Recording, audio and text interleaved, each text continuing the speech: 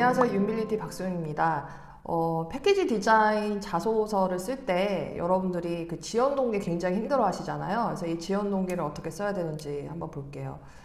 패키지 디자인 직무는 지연 동기에서 가장 막히는 이유가 처음부터 이 회사를 알고 했던 것이 아니에요. 이 회사에 대해서 관심이 애초부터 있었다면은 지연 동기가 술술 풀리겠지만 이 회사를 생각해 본 적이 없거든요. 그렇다 보니까는 이 회사에 어떻게 지원 동기를 써야 될지 이게 막막하게 되는 거예요. 그러니까 처음부터 알고 접한 곳은 절대 없어요. 물론 뭐 자기가 인턴했던 곳이나 계약직으로 일을 했던 곳이나 프리랜서 일을 했던 곳이라면은 아무래도 보이는 것이 있으니까 지원 동기가 술술 써지겠지만 그것이 아니라면은 처음부터 알고 접근하기 쉽지가 않죠. 자, 그러면 어떻게 지원 동기를 써야 될까요?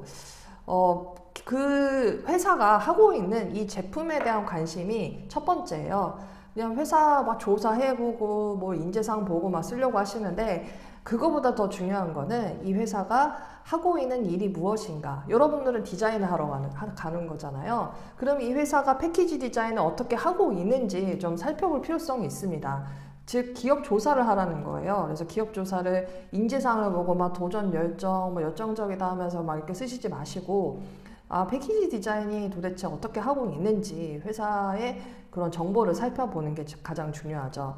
그래서 첫 번째로 여러분들이 이 회사가 어떤 디자인을 하고 있는지 조사를 하실 때 최근의 이슈가 무엇인지, 어떤 제품 디자인을 하고 있는지, 그리고 패키지 디자인 남다른 점이 무엇인지, 다른 회사와의 차별화가 무엇인지를 좀 찾아보면서 조사를 해볼 필요성이 있어요. 뿐만 아니라 현장에 직접 가셔서 식품이면은 뭐 마트에 한번 가보신다든가. 사실 저는 굉장히 마트 가면은 눈여겨보거든요. 그러니까 습관화되어 있어요. 매일매일 가면은 뭔가 변화된 게 뭐가 있지? 이거 새로운 게 뭐가 나왔는데 디자인이 좀 독특하네 하면서 저는 사진도 찍어놓고 그런 스킵을 계속 하거든요.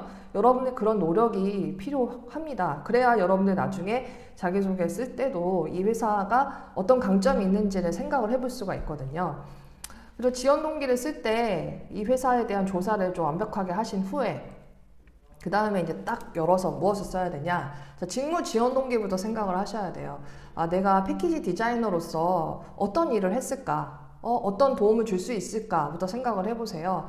뜬구름 잡는 그런 열정적으로 어떻게 하겠다 이런 얘기가 아니라 나는 내가 패키지 디자인을 하기 위해서 어떤 일을 해왔지? 자기 행보로 한번 생각을 해보세요. 나는 공모전도 도전도 해봤고 공모전 안 해봤으면은 잠깐 아르바이트라도 해봤고 아니면 산학협력도 해봤고 패키지 디자인 하기 위해서 어떤 그런 흐름으로 내가 살아왔는지를 어필을 하면서 내가 이 회사에서 그 직무에 기여를 하기 위해서 지원하게 되었다라는 게 첫 번째 직무 지원 동기입니다. 자, 첫 번째 직무 지원 동기, 내가 가진 강점을 발휘하기 위해예요. 그러면은 선생님 직무 강점적인 부분을 어필을 해서 지원 동기를 하는 건데 이거는 어느 회사나 다 쓸 수 있는 거 아닌가요? 네, 맞아요. 어느 회사나 다 쓸 수 있죠. 그렇다면 어떻게 해야 되냐? 자, 기업에 대한 관심이 이제 덧붙여서 써야겠죠. 자, 이 기업에 대한 관심은 회사 조사를 하라고 제가 말씀드렸잖아요. 회사 조사하다 보면은 내가 마음에 들고 내가 관심이 가지고 이 회사가 이런 제품을 만들었단 말이야. 이런 컨셉으로 했단 말이야. 요즘에 이게 이슈네. 이런 게 보게 되거든요.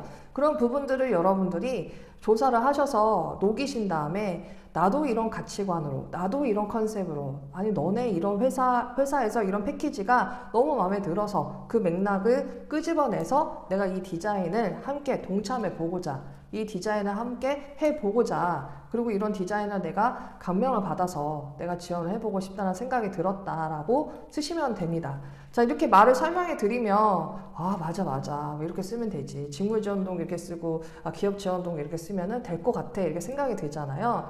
제가 말하는 거를 여러분들이 키워드로 한번 풀어서 써보셔야 돼요. 키워드가 안 되면 그냥 구구절절 한번 써보세요. 구구절절 써본 다음에 가지치기를 해보시면은 지원 동기가 직무 지원 동기와 기업 지원 동기가 나오는구나 라는 게 흐름이 잡힐 거예요.